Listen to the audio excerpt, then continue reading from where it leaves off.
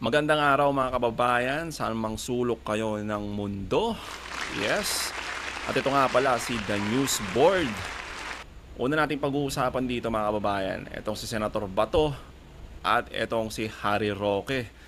Well, unahin na natin itong si Senator Bato kung saan sinabi niya mga kababayan sa buong mundo na ang ICC ang huling hantungan ni Duterte.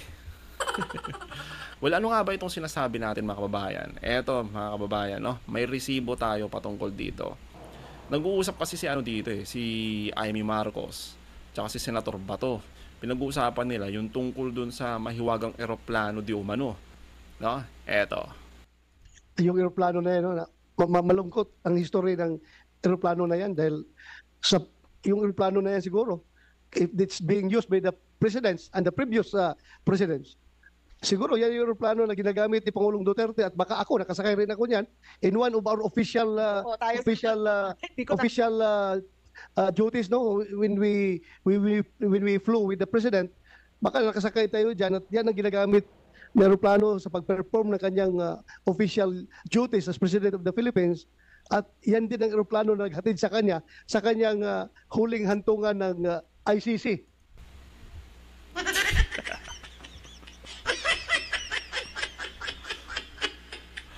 Ano mga kababayan, malinaw sinabi niya na ang ICC ang huling hantungan ni dating Pangulong Duterte. Nako, titin natin mga kababayan, no? Ito, ikaw talaga. Official duties as President of the Philippines at yan din ang aeroplano na naghatid sa kanya sa kanyang huling hantungan ng ICC. Tindi mo talaga, Senator Bato, no? Pero itong malaking tanong dyan, ano kaya sasabihin naman ng mga Duterte supporters patungkol dito sa sinabi ni Bato? Lalo na kung marinig ito ni Pangulong Duterte, no? Huwag mong subukan. Masisira ang buhay mo. Hindi ba? Malapit na masira ang karir sa politika. Well, syempre, sa ganitong mga mga pahayag ni Bato, to the rescue itong si Amy Marcos, mga kababayan. Masyado ka namang sumusuko na. Wag mo na tayo sumuko, baka namang iuwi pa siya. Baka sana yung aeroplano na rin yan ang magsundo sa kanya kapag siya ay binigyan ng pinag-bail ng ICC. Sana masundo rin siya ng aeroplano na yan. Ay nako, Senator Bato, talagang halatang hindi gumagawa ng homework Senator Bato, wala pong bail sa ICC. Di ba? Kaya nga yung legal counsel ni dating Pangulong Duterte ay humihiling ng interim release at wala pong bail doon. Ito naman tong si Senator Bato Hindi na naman gumawa ng homework. Pasok, Aling Amy. Madam Chair. Maraming kababalaghan, sayang wala rito ang mga kaap at yung mga opisyal at iba pang testigo na makakapagbigay ng linaw sa sambayanan tungkol sa eroplanong mahiwaga. It is very clear, Madam Chair, na ang papel ng Interpol is purely coordinative and sharing of information.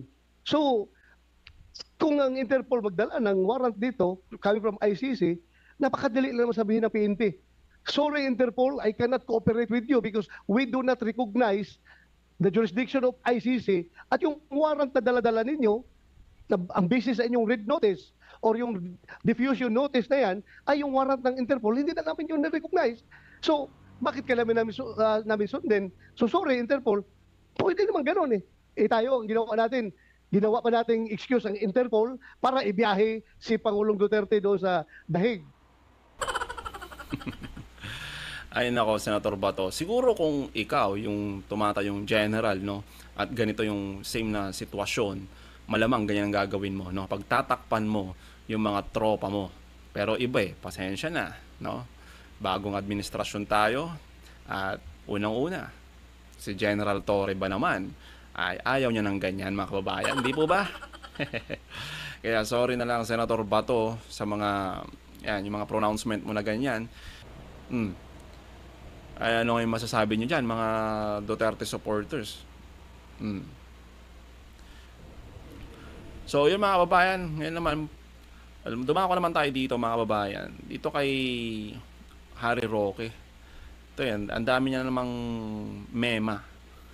Dami ng mema nitong si Harry Roque, no? Kasi sinasabi niya na hindi daw totoo yung mga pinagsasabi ni Peebles. Well, pakinggan natin. Pero puntahan na natin yung magpapabagsak daw ako ng gobyerno. Alam niyo po, sana totoo. Kasi kung totoo po yan, matagal ko nang pinabagsak itong gobyernong ito at hindi na ako ngayon nasa asylum sa Netherlands. Hindi na po ako ngayon nawalay sa piling ng aking mga mahal sa buhay. Kung totoo yan, kaya kong pabagsakin ang gobyernong Marcos. Kung gaya ko pong pabagsakin ang gobyernong Marcos, pinabagsak ko na po yan. Dahil ang pagkagutom, pinakamatindi sa loob ng mahigit 20 taon sa kasaysayan ng Pilipinas. Kung kaya ko pong pinabagsakin ng Marcos, gagawin ko na po yan, ginawa ko na po yan. Bakit? Dahil tayo po ngayon, kinaladkad niya sa kuko ng giyera. Samantalang wala naman tayong interest para makipag-giyera sa kahit kaninong karating bansa natin. Narariyan na yan. Nakatutok na po sa atin ng mga missiles ng China dahil pinayagan ni Marcos Jr. na itutok yung Typhoon missiles galing sa Pilipinas papuntang China. Grabe no mga kababayan, no, kung anong mga kwento itong sinasabi ni Harry Roque, no? Sino kayo maniniwala dito, no? Nakatutok na daw yung missile dito, yung missile doon sa China papunta dito. Ay nako, ewan sa'yo. Nagkakalat ka talaga ng ng pananakot eh. Ay nako, magtago ka na lang talaga. Ito po yung same missiles na naging mitya kung bakit nagkaroon ng kamuntik na magkaroon ng nuclear war. Kung ako po ay kaya kong papagsakin ng gobyerno, ginawa ko na po yan. Dahil terrible na po ang nangyayaring panunupil sa kalayaan ng malayang pananalita. Siminimulan po yan sa pagsasarado, pagtatanggal ng prangkisa ng SMNI. Eto mga kababayan, wala ka talagang kapangyarihan, pero ginawa ninyo yan at sinubukan ninyong pabagsakin ang gobyerno ni Marcos. Unang-una, yung pagtatawag mo na lang ng people power.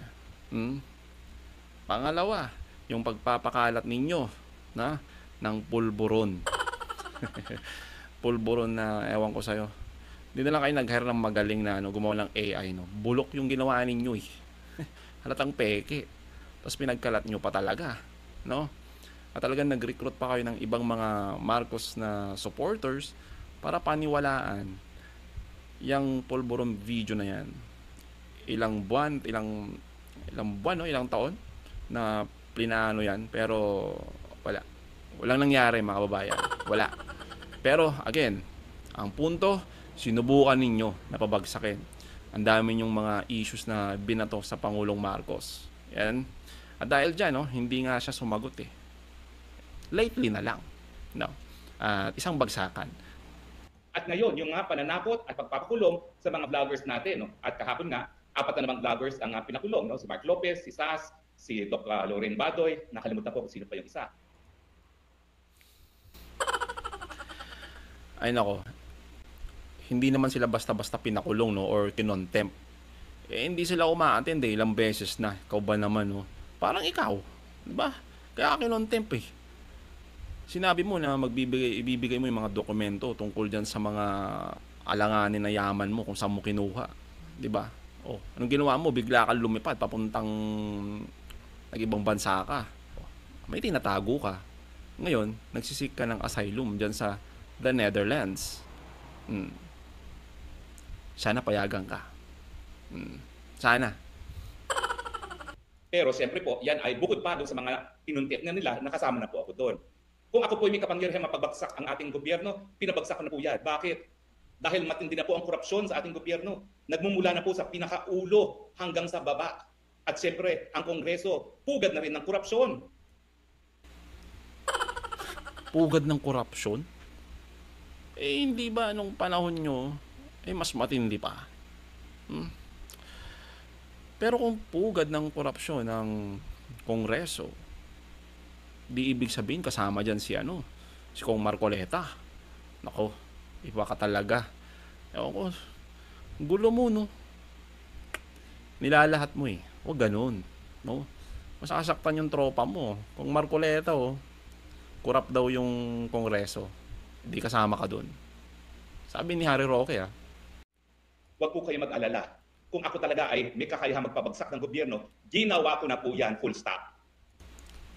Ginawa mo na nga eh. Hindi ka nga nagtagumpay. Ang wala sa'yo, wala kang kapangyarihan. Pero may connection ka. Sinubukan ninyo. Ang problema, wala nga tayong kakayahan. Kasi nga po, ang pagbagsak sa gobyerno, yan po nakasalalay sa taong bayan. Sa taong bayan na suportado ng militar. Tingnan nyo, di ba? Huling-huli. Kung mapapansin nyo mga kababayan, itong mga nakaraan, no? Nakaraan na weeks or months, etong si Harry Roque ang nangunguna na nagtatawag ng people power. Kasi alam niya na kung sila-sila lang, eh hindi naman talaga gagana yung mga plano nila na pabagsakin ang gobyerno ni Pangulong Marcos, naguluhin ang Pilipinas. Kaya nga nagtatawag sila ng people power para sa mga kababayan natin, sa mga taong bayan na sumama sa kanilang panawagan na pabagsakin si Marcos. At even yung mga AFP o ano sinasabi nila, may mga tropa na daw sila, sumama na daw ng mga retired generals. Pero kung titignan mo, yung mga katulad pala ni Dado, yung sumama, by ewan sa'yo. So Pebbles, Mm. ginagawa mo akong Superman. Gusto ko mang tanggapin yan para matapos ng paghihirap ng Pilipinas. Hindi mangyayari. Gusto ko na po talagang mawala ang Marcos Jr. administration. Nanggigigil? Kaya ko ba? Hindi. Kasi kinakailangan magsama-sama ang taong bayan. Sila lang ang merong tunay na kapangyarihan na mapagpatumba ng gobyerno. Dahil nakasaad sa ating saligang batas na ang soberenya ay nasa kamay ng taong bayan. Alam ko si Pebbles po, nainip yan. Tapos binabasa pa ako ngayon sa isang sa Facebook na meron silang exchange ni Pebbles. Alam niyo, hindi ko na muna pinublish yun kasi violation naman yan ng Data Privacy Act, no? Okay. Pero ang sabi doon sa exchange na yon, bumitiw siya kasi hirap na hirap siya sa buhay, humingi siya ng tulong kay BP Sara, hindi siya pinansin ni BP Sara. Kaya tuloy, pumunta siya sa mga Marcoses at binigyan naman siya ng tulong. Ibang klase itong mga kwento mo Pero mga kababayan wala namang masama, no, kung bumaliktad siya. Sabi nga ni Peebles, no, ako ay isang pro-government. Pero gusto niyang itama daw yung mali. Ano masama doon kung bumaliktad siya? Kasi naisip niya na mali daw yung pinaggagawa ninyo, di ba? Mali yung pabagsakin yung gobyerno, di ba? Pero ikaw tama. Weather lang yan mga kababayan. Kaya Senator Bato, antindi mo. Huling hantungan ni Duterte ang ICC. Good job ka dyan. At ito namang si Harry Roque, sige lang. Okay? So yun mga kababayan, anong masasabi nyo patungkol dito? Comment down below kung ano yung mga opinion. At huwag nyo na din kalimutan i-like and share and subscribe sa ating video. Until sa susunod na video mga kaibigan, mag-ingat kayo lagi. Peace out!